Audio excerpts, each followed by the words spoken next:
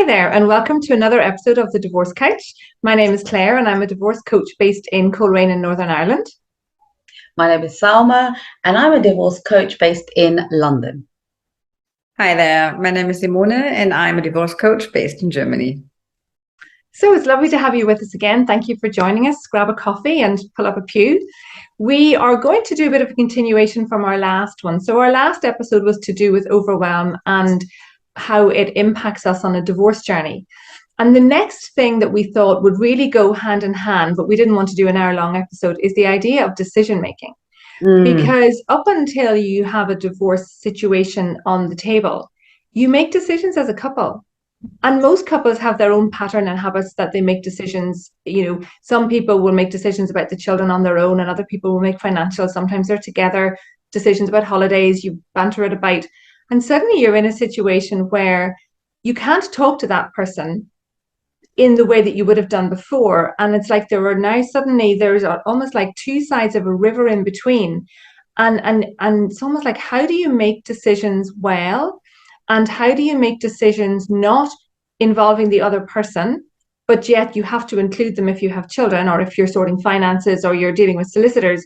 And this whole idea of what we thought would be a good frame for it is, how do you find your independence to know how to trust yourself to make decisions moving forward? Because so much of the familiarity of your decision-making process has just changed.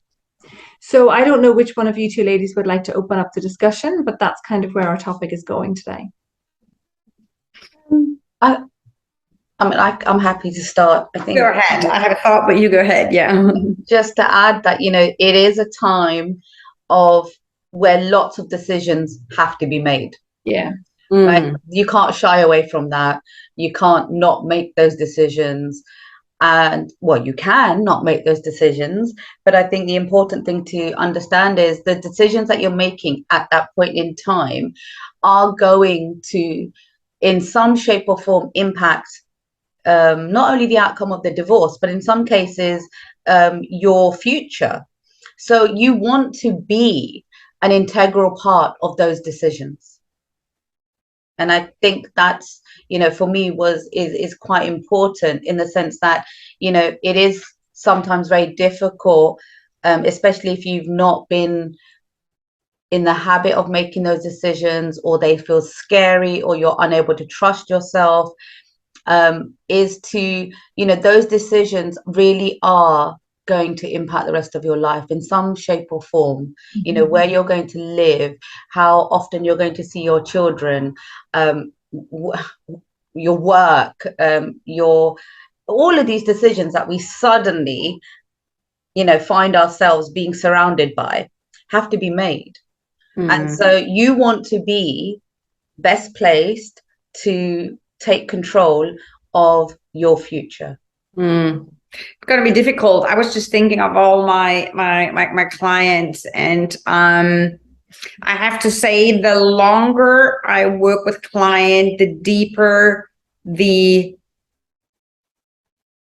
disconnection with oneself, because it's so difficult to make the decision, right? If we are now looking at what you just said, Salma, the decision making and the impact will automatically come with responsibility.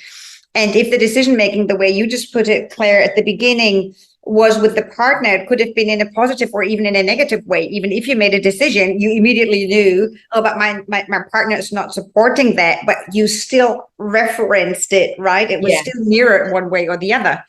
And going back to what you just said again, Salma, this is now about you. And if you have never learned to live with the consequence and with the responsibility of what decision making is like, then I think the longer the process of arriving in your future will become, and it's a process of baby steps. And I'm sure we will talk about, what it takes, about how you get there, to be able to come to the point where you said, okay, well, then now I'm now letting go of the past. I'm now letting go of the present, which usually is the divorce process.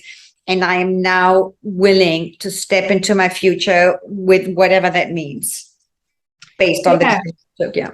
And I think also, there's so often in a divorce, and it is far more impactful if you have children and the children are younger. I think because when there are younger children, there has to be a lot more interaction and decision making, because suddenly it's going to be in two homes and these children need to be going between two homes. And there's a lot of practical decisions, uniforms, schooling, all sorts of different things that you can't even imagine. And suddenly there might be this amount of tension, stroke aggression, stroke massive breakdown in communication ability that you're not used to. And navigating that impacts how you make decisions on whether you want tea or coffee in the morning.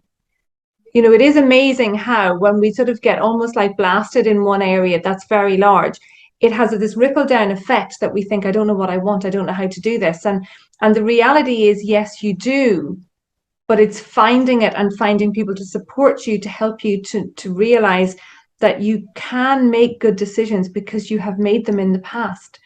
But if you're on a divorce pathway and somebody has left you for somebody else, just for example, you might be going down the pathway that says, but I didn't make a good decision with my partner because look what happened. And it's almost like that gives you this feeling of an evidence pathway that you can't make good decisions, which isn't accurate actually, but it can undermine your ability and confidence again in making a decision.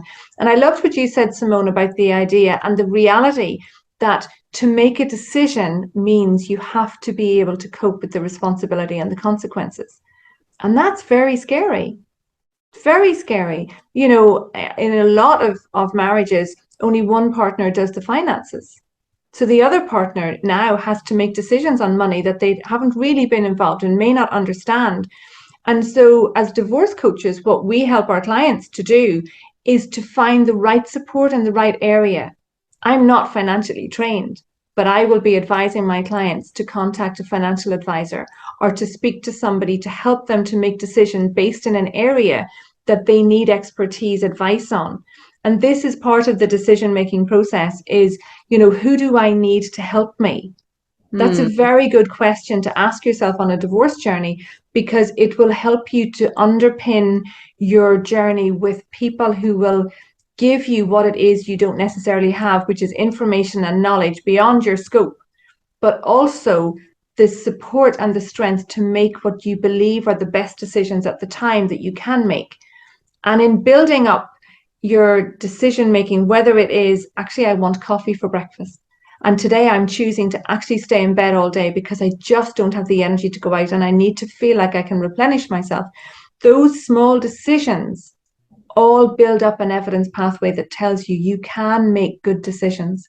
It's just hard to make them all on your own, I think. No, absolutely. Absolutely. And the interesting thing that you said is, how deciding what you want. And I think that's the big question is like when you're making those decisions, when I'm, talking to clients, yes, we have to make decisions around where we're going to live and, all of these things. But for me, what's really important is for the client to decide what they actually want. And very often you hear things like, well, I just want to have a happy home. But what does that mean? Right? What does that actually mean? Because if you know how you want to feel 6 months from now, then that will support the decisions that you're going to make, right? If what you need is to feel safe and secure, and you want your children to feel that safety and security, that's not going to happen by having a long, acrimonious court fight, right? No, it's not going to bring you any security financially. It's not going to make your children feel safe. It's definitely not going to make you feel safe.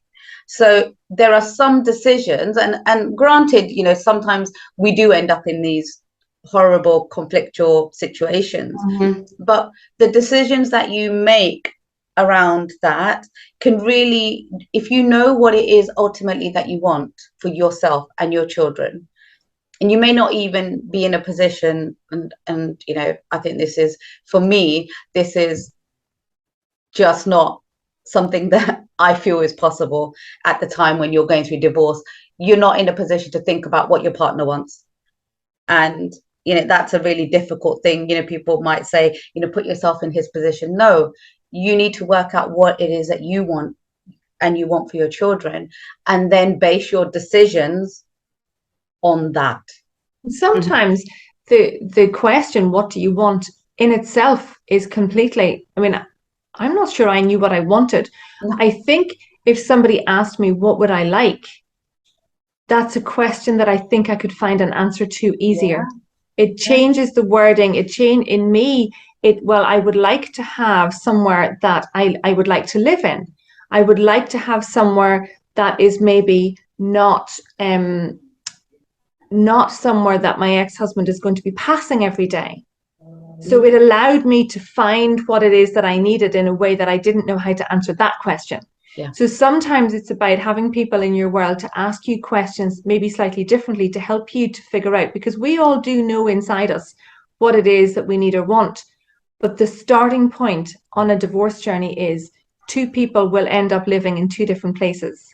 And so the first decision is who moves. But sometimes it's the small things like, well, somebody decides to take your favorite mug or it's small things that you have to navigate around and figure out. So there's the big decisions and then there's the smaller ones, but sometimes the smaller ones can be deceptively large. Yeah. And they will probably represent how the big decision is going to play out, because it's still the same personalities, working on that decisions. And I don't know how it is over there in Northern Ireland or in the UK. You don't have to, at the beginning, have to take these big decisions. The big decision, firstly, is there is a split, okay? A couple that was married or a couple even non-married are splitting, and you don't just have to yet make a big decision. And I think, if one does, that will bring a whole new level of complexity into this split. If somebody is so well ahead of the whole separation journey, and it is, we talked about the loss cycle, and if somebody is already, I don't know, in acceptance stage, and the other one, can barely wake up in the morning, it's going to be so difficult to make decisions. So I guess best case scenario is, if both, and I love what, I don't know, either of you said, what is it where you want to arrive in the future, and work yourself back, and not the other way around, because you have not planned. This is not, I'm a project manager, but from the past, that's not how it works. So, and if you're not ready, that you have a goal to your project, then you cannot go into the project, and that's okay, because at the beginning there is no goal, right? Absolutely. All you are struggling with the now, and decision making is so much about the future. But if you're still in the now and probably in the past, what did not work out, and I can barely, get my kids to school in the morning, or find myself a job, or don't know how to make ends meet, then decision making is really difficult. So I think, in Germany, you have a year where you have to wait at least, before you even submit divorce papers. That's a good thing. I mean, we have what we call interims maintenance. It's one thing, but they do say, we want a year in between the decision that the couple is over. But before we then now go and talk about, what will be officially split up, there should be a year in between. And I think that is a good thing. That is a good thing, then, to basically have time and to consolidate, what am I? And I think Claire covered this in an earlier episode where we said, it's okay to stop and think, I need to work out what's going on here. And I think even that decision to say, well, actually, right now, I can't make these decisions. I need some time, is also a decision. It's a decision to choose yourself, rather than just, if there is this expectation that, okay, fine, one party has chosen, to file for divorce, and suddenly we're going to step onto this escalator that's zooming, into the future, and we have to jump onto that, to sort of get to the end.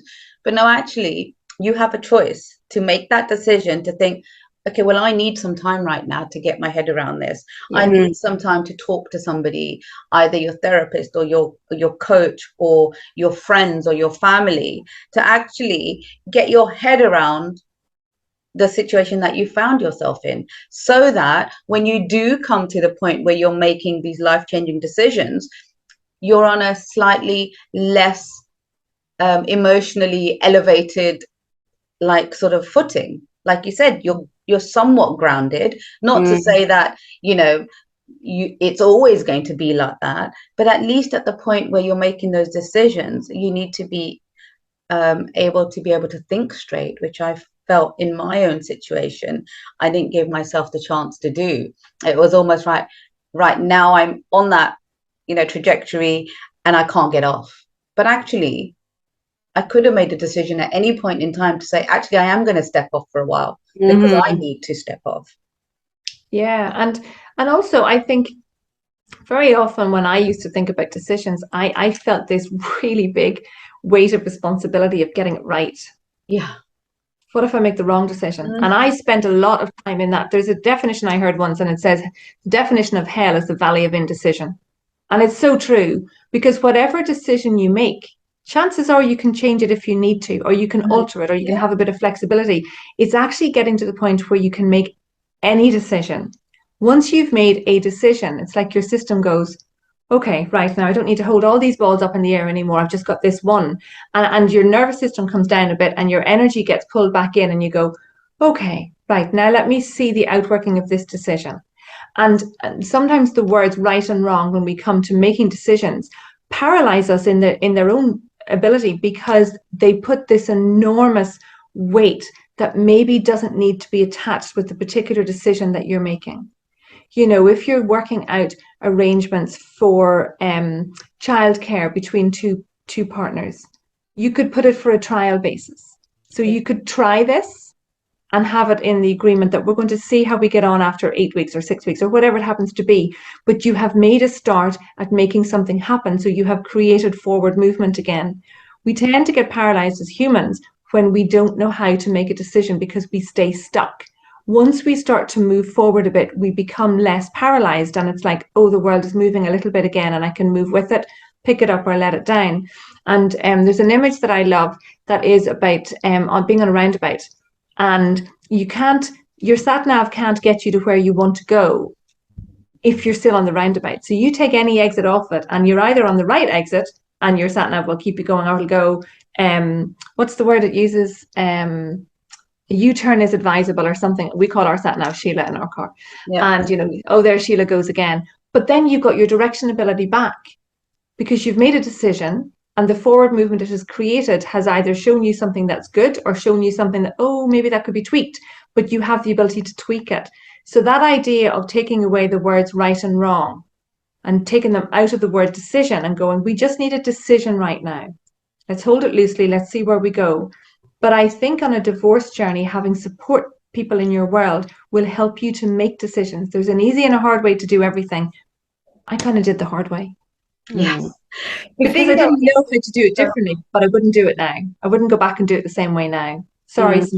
No, that's fine. I'm thinking, and I don't know, it's probably the way energy works. When I look at my divorce and the people I work with, there is hardly any gray, and that's the problem, right? But if you feel for yourself, what I would like to go into this direction, because I think I would like to, especially what you just said, I want to work with what's best for the system, because we don't know what works best for the children. I mean, what a luxury if that's possible. But sometimes you're being so thrown into quicksand or a hurricane, you have no time to think, boop, boop, boop, boop, boop. And the decision making process is really difficult. And I think what happens is, if I compare that with how when I look back at my divorce, that I was working parallel. There was me trying to get an idea, what is good for me, and parallel to that, I always had to make decision what was being thrown at me, right? So on the outside, it was all family court, and on the inside, I didn't have a strategy, because I didn't know what decisions I needed for myself. to go into court instead of being reactive, then to see eye to eye. And I said, stop, I'm not doing this anymore. Because you know what, it took some time to catch up. So basically they were trained driving at the same time until they finally met at one point, and I made this one decision, and then I there was this strategy, and exactly what you just said. Once you made that decision and you have a strategy, the next steps follow up, and then it's not 10 balls in the air. Then it was just only one, right? You know what?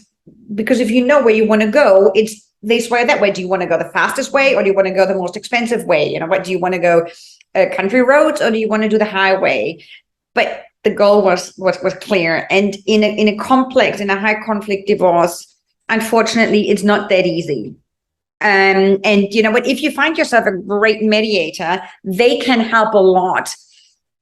To get two parties that are basically so split, not that they're splitting. Bill Eddy calls it this splitting. If a character is splitting into good or bad, yes or no, a good mediator can even work with that and bring both people that are so out of balance onto a more balanced level and work with that. But it takes a really experienced, really good mediator.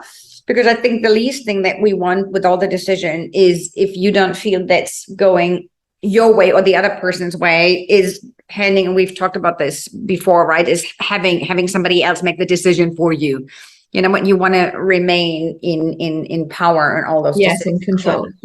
And I think one of the things that stops us from making decisions when we're at that point is just the fear of what the outcome might be.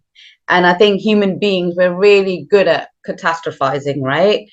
If this happens, I might end up homeless. So if this happens, and there's lots of these, our fears just sort of like almost paralyze us from making those decisions.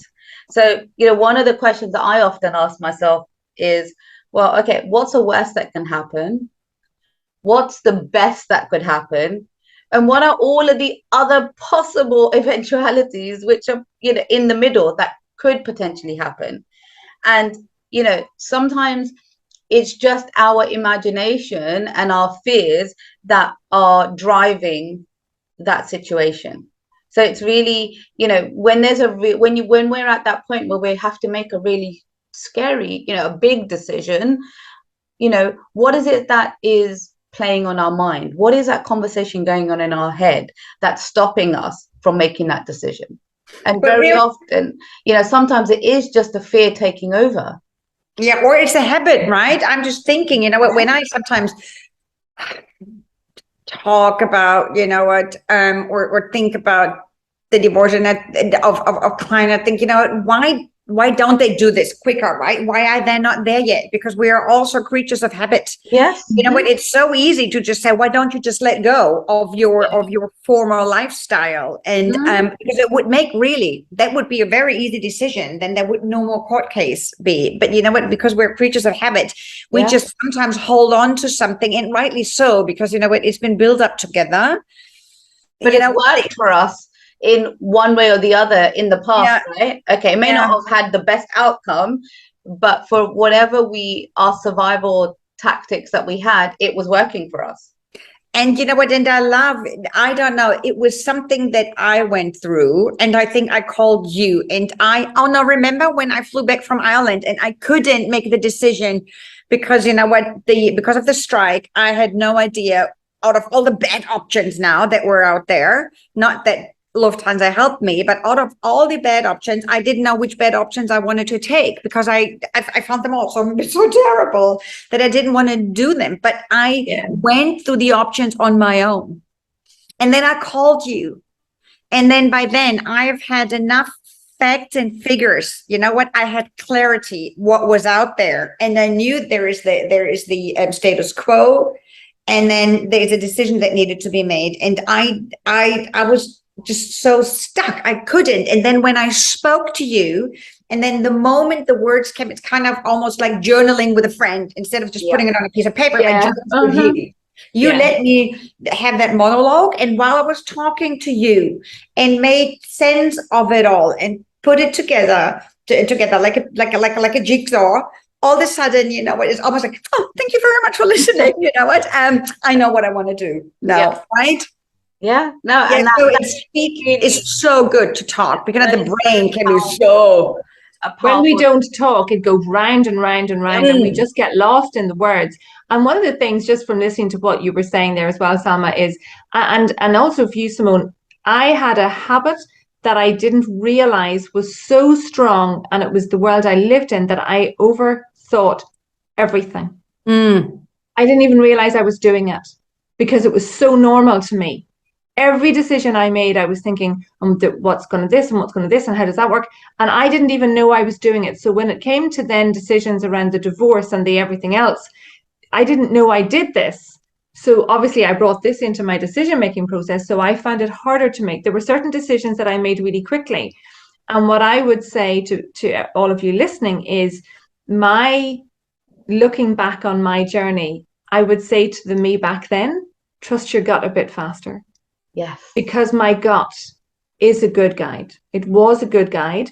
And generally, I ended up making the decisions that were the first thing I might have thought of. But then I was so busy second guessing them and questioning them and doing everything that it might have taken me 5 days to make that decision. But my gut was a good guide for what I needed, even if I couldn't quite figure it out. And so for me now, when I make decisions, the first thing I do is think, what does my gut feel? What do I feel is right? And I'm a feeling visual person. And then it's, can I logically work it out? And sometimes you don't need to, but sometimes you do. So it's maybe figuring it out. Do you need to have all of the logic behind it? Or does it feel like you can make this decision quicker and easier, and then you can figure the next bit out as you go? And it's learning to figure out, how do you make your decisions? And that's what we as divorce coaches do for our clients. We help them to figure out, how do they make decisions, and is there a slightly better way that would be easier for them? And those are the sort of things that we tease out with our clients to help them, because decision making is part of life, but it's a massive part of a breakup or divorce journey, because it just, so many things have to be looked at. And also, you go ahead. Simone. No, go ahead. I come from a program which is called the Enneagram. So basically, that's the life coaching program, and it's very loosely based on the Enneagram, which says, okay, we are either a head person, or we are a gut person, or we are a heart person. And depending on what is our to go to the autopilot, sometimes we need the next, we call it the key area, which is the neighboring area. So that's exactly because Claire and I, we're head people, right? And head people, we make sense, which is a lot in the past, which is about knowledge. And this is where the rumination come in, because we're so stuck to make sense thinking through stuff. But we need to do is sometimes just do. And that's so beautifully said when you said, you know what, trust the gut feeling, because the gut is bringing us into motion. And and then there are other people that are so good with making decision and just doing, they sometimes forget, but how do I feel? You know what, just because you made a decision does not necessarily mean that it feels good after that. But I'm just, that's my autopilot, right? I do.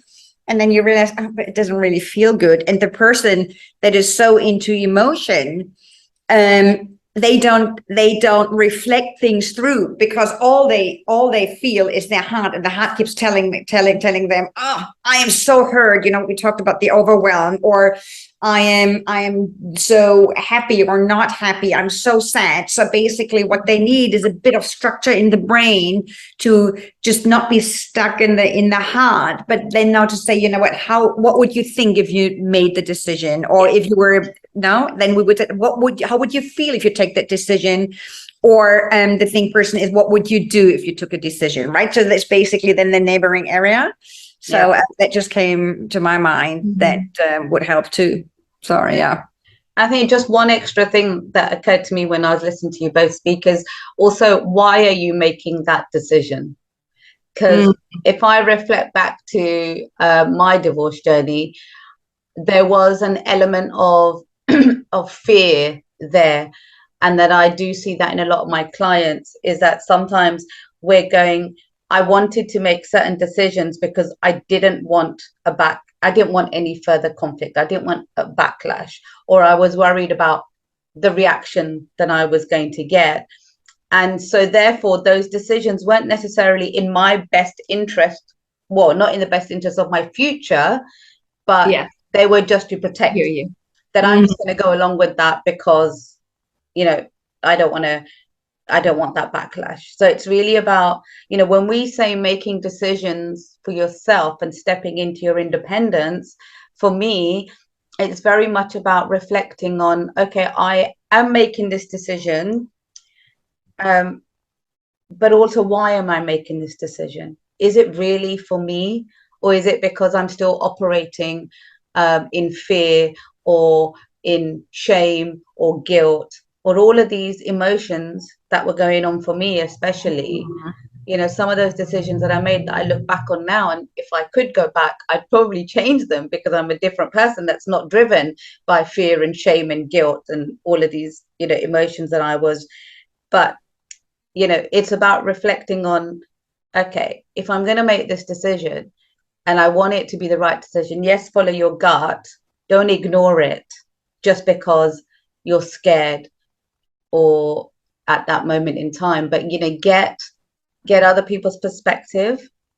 Lots of decisions that I would have made left to my own devices, that my sisters just came in with a cricket bat and said, you're absolutely not making that decision.